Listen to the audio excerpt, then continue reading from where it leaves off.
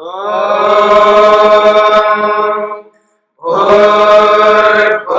स्वः तत्सवितुर्वरेण्यं भर्गो देवस्य धीमहि धियो यो नः प्रचोदयात्।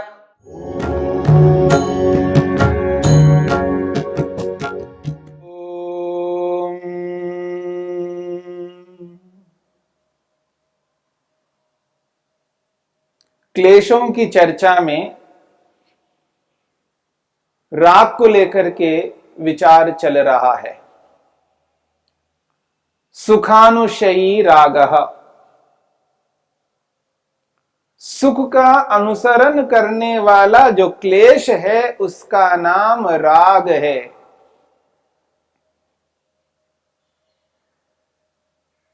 संसार में जड़ वस्तुओं के प्रति और चेतन वस्तुओं के प्रति व्यक्ति के मन में राग रहता है। जो जो सुख भोगा है, रूप का सुख, रस का सुख, गंध का सुख, स्पर्श का या शब्द का,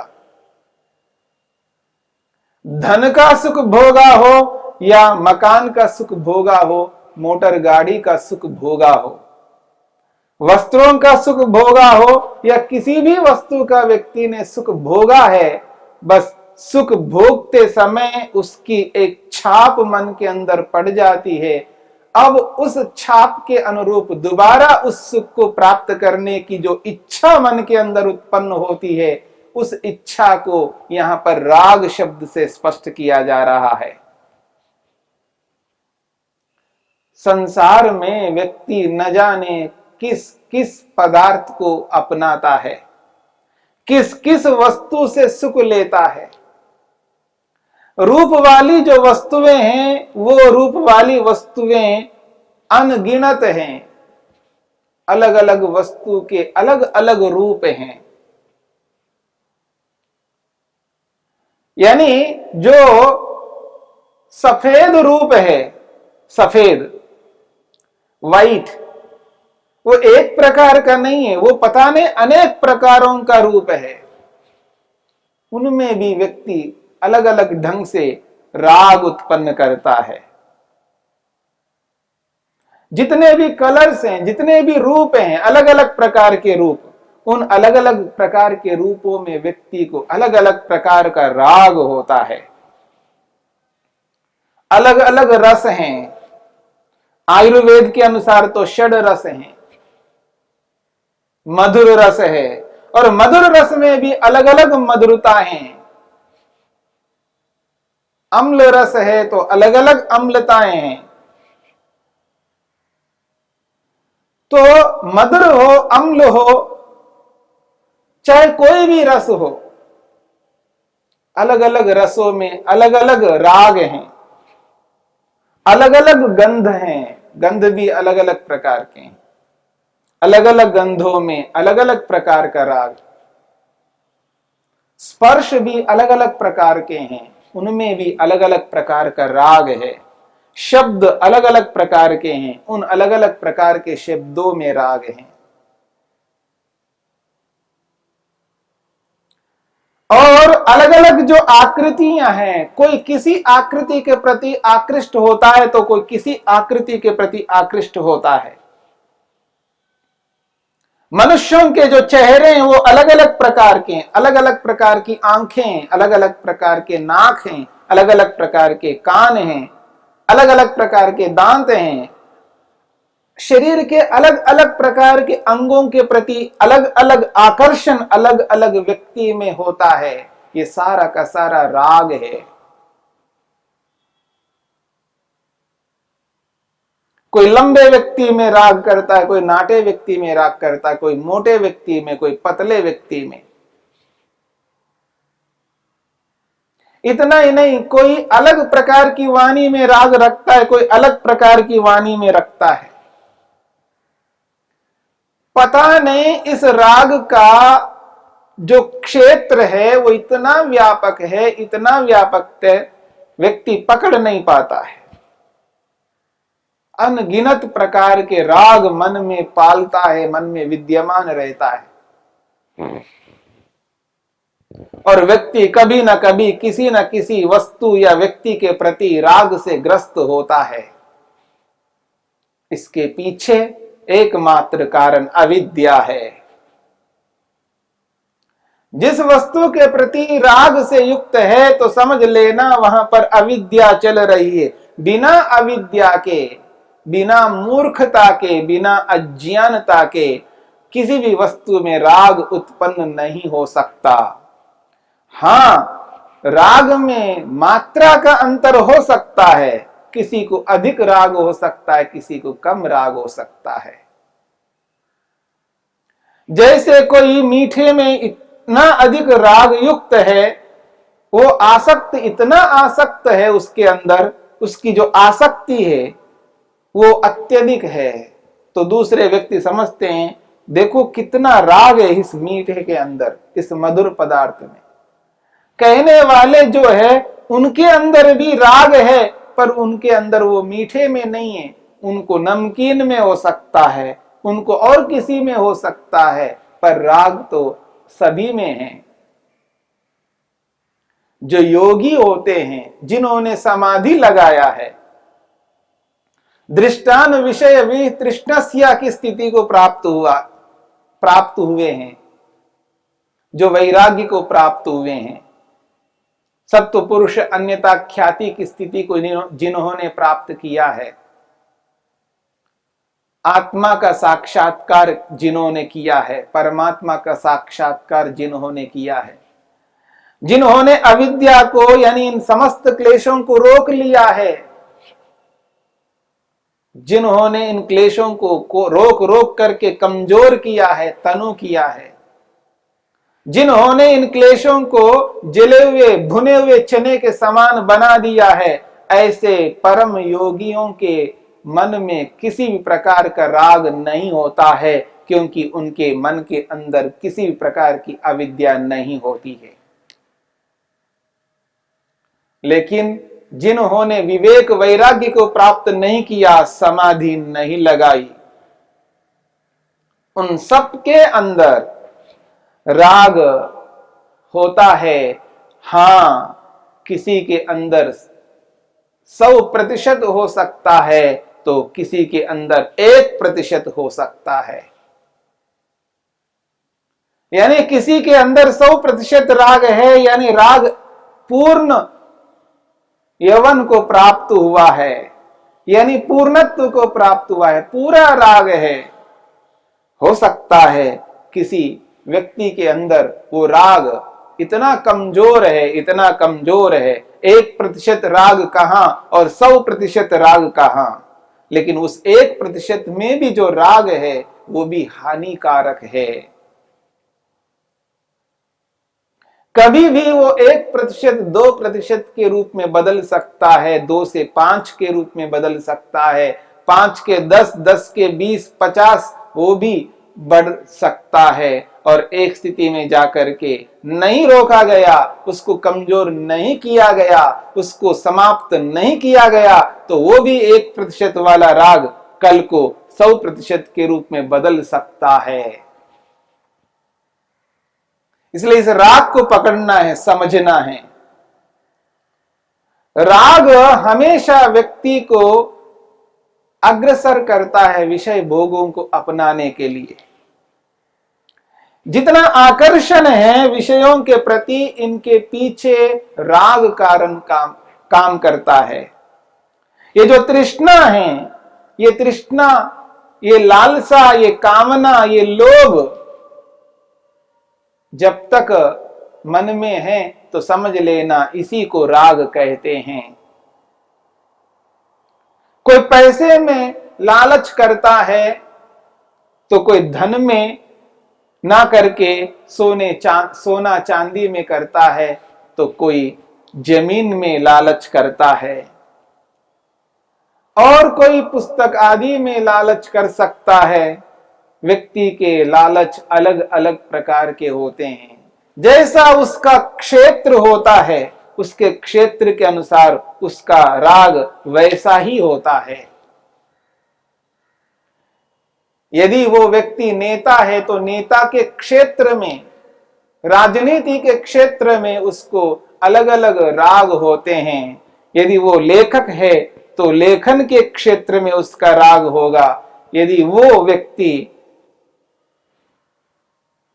किसी प्रकार से, यदि वो अपने आप को साधु मानता है तो उसके भी अलग अलग प्रकार के राग होते हैं। यदि व्यक्ति योग से युक्त नहीं है तो राग अवश्य होगा। बाहर से तो व्यक्ति दिखाता है, बाहर से बहुत अच्छा दिखा सकता है। कोई साधु अपने आप को बाहर से तो दिखा सकता है, वो वीतराग है, राग नहीं है, प्रतीति नहीं होती है बाहर से, पर उसके अंदर क्या चल रहा है, उसके मन में क्या चल रहा है, ये तो वो स्वयं जानता है, परमात्मा जानते हैं। या तो ईश्वर जानते हैं या स्वयं व्यक्ति जानता है, पर उसके मन में राग है या नहीं है, साधारण रूप से बाहर के लोग नहीं जान पाते हैं। पर राग उस व्यक्ति को होता है जो योग नहीं करता है, और योग करने वाला जो योगाभ्यासी होता है, उस योगाभ्यासी में भी उसके अभ्यास के अनुरूप उसका राग कम ज्यादा हो सकता है। जो योगाभ्यास करने वाला व्यक्ति है वह व्यक्ति ये कह सकता है कि हाँ, मुझ में राग कम होता जा रहा है, क्योंकि वो अभ्यास कर रहा है। योग का अभ्यास करने वाले व्यक्ति के जीवन में राग कम होता जाएगा, और जो व्यक्ति योग का अभ्यास नहीं करता है उसके अंदर राग कम ना होकर के बढ़ता जाएगा। राग को बढ़ाना है या कम करना है, इसका निर्णय हमें करना है। यदि राग को बढ़ाएंगे तो दुख बढ़ेगा, यदि राग को कम करेंगे तो सुख बढ़ेगा। हां, तात्कालिक सुख नहीं मिल सकता, क्योंकि जब व्यक्ति राग को रोकता है, मेरी बात को समझने का प्रयत्न करना, जब व्यक्ति राग को रोकने का प्रयास करता है तो उसको तात्कालिक सुख रुक जाता है। उदाहरण के लिए, व्यक्ति किसी को देखना चाहता है और वो जो देखने की इच्छा है वो राग के कारण से है। जब उसको देखने को रोकता है तो उस रूप का सुख उसको नहीं मिलता है, तो जो तात्कालिक रूप का सुख मिलने वाला है वो रुक जाता है, तो आदमी परेशान होता है, बेचैन हो जाता है, दुखी होता है। व्यक्ति के सामने खाद्य पदार्थ है, उसके मनो अनुकूल है, जब उसको रोका जाता है, स्वयं रोक लेता है, तो उसको कष्ट होता है, क्योंकि तात्कालिक सुख नहीं मिलता है। जब राग को रोकने की चेष्टा व्यक्ति करता है तो उस स्थिति में व्यक्ति को तात्कालिक सुख नहीं मिलते हैं, और उन सुखों के न मिलने के कारण से व्यक्ति घबरा जाता है, फिर राग को रोकना बंद कर देता है, फिर राग से युक्त हो जाता है, वो आसक्ति उसके जीवन में वापस वैसी ही बन जाती है। इसलिए इस राग को पकड़ना है, समझना है। जब व्यक्ति को यह कहा जाता है राग को रोको, तो व्यक्ति को समझ में नहीं आता है, राग तो करना पड़ेगा, बिना राग किए कैसे हम ये काम कर सकते हैं। मां ये कहती है, बिना राग किए मैं अपने पुत्र को खाना कैसे खिलाऊं, उसकी सेवा कैसे करूं बिना राग किए। राग किए बिना भी हम उस व्यक्ति को खिला सकते हैं, पिला सकते हैं, सुला सकते हैं, सारे काम कर सकते हैं। हाँ, प्रारंभ में उस राग को आप नहीं रोक सकते, लेकिन धीरे धीरे अभ्यास करते करते करते राग को कम करके करके एक दिन ऐसा आएगा कि बिना राग किए उस व्यक्ति के साथ आप युक्त हो सकते हैं, उसकी सारी सेवा कर सकते हैं, और राग ना भी हो ऐसा भी हो सकता है, पर अभ्यास से संभव है। अभ्यास ही एक ऐसा साधन है दुनिया में जिसके माध्यम से व्यक्ति अपने उद्देश्य को, अपने लक्ष्य को पूरा कर सकता है। बस व्यक्ति को यह स्वीकार करना पड़ता है राग हानिकारक है। जब तक राग है तब तक अविद्या रहेगी, और अविद्या जब तक है तब तक राग होगा, और इस राग को रोके बिना मैं आगे बढ़ नहीं सकता। इस लालच को पकड़ना, ये जो तृष्णा है, जो कामना है मन के अंदर, उसको पकड़ना है कि किस किस वस्तु में, किस किस व्यक्ति में राग है, वो पकड़ने का प्रयास करना है। उस वस्तु के प्रति जो रुचि उत्पन्न हो रही है, जो श्रद्धा उत्पन्न हो रही है, जो आकर्षण पैदा हो रहा है, उसको पकड़ने की चेष्टा करना है, समझना है। जब व्यक्ति धीरे धीरे अभ्यास करता हुआ अपने राग को पकड़ने लगता है तो उसको पता लगता है हाँ, मुझ में राग है। और जिस दिन व्यक्ति को यह एहसास होता है कि मुझ में राग है और ये राग हानिकारक है, राग का पकड़ में आना अलग बात है और उस राग को हानिकारक समझना अलग बात है। राग को पकड़ना अपने आप में बहुत बड़ा काम है, और पकड़ करके वो उस राग को हानिकारक समझना अपने आप में और बड़ी बात है, और हानिकारक समझ करके उसको दूर करने के लिए अभ्यास करना और बड़ी बात है। इसलिए राग को पकड़ो कि कहां कहां पर राग है, कहां कहां पर मैं राग करता हूं, उस राग को पकड़ने का प्रयत्न करना। चाहे वो किसी भी वस्तु के प्रति, किसी भी व्यक्ति के प्रति, चाहे वो वस्तु जड़ वस्तु हो, चाहे वो वस्तु चेतन वस्तु हो, किसी भी वस्तु के प्रति जब कभी राग होता है तो उस राग को पकड़ना है। या यूं कहूं, जब कभी उस वस्तु के प्रति हमारी प्रवृत्ति होती है, हमारा आकर्षण होता है, हमारा लगाव होता है, हमारी श्रद्धा होती है, उस समय ये पकड़ना है जिस वस्तु के प्रति मैं श्रद्धा कर रहा हूं, रुचि उत्पन्न कर रहा हूं, आकर्षण पैदा हो रहा है, क्या राग से युक्त होकर के हो रहा है अथवा प्रेम से अथवा विद्या से युक्त। यदि राग से युक्त है तो उसको रोकने की चेष्टा करनी है, और रोकने के लिए अभ्यास बार बार करना है, तभी राग रुक सकता है।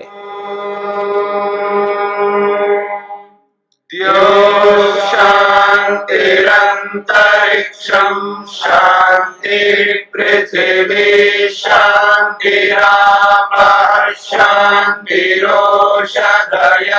शांतिः वनस्पतयः शांतिर्विश्वे देवाः शांतिर्ब्रह्म शांति सर्वं शांति शांतिरेव शांति क्षमा शांतिरेधि। ओम शांति शांति शांति।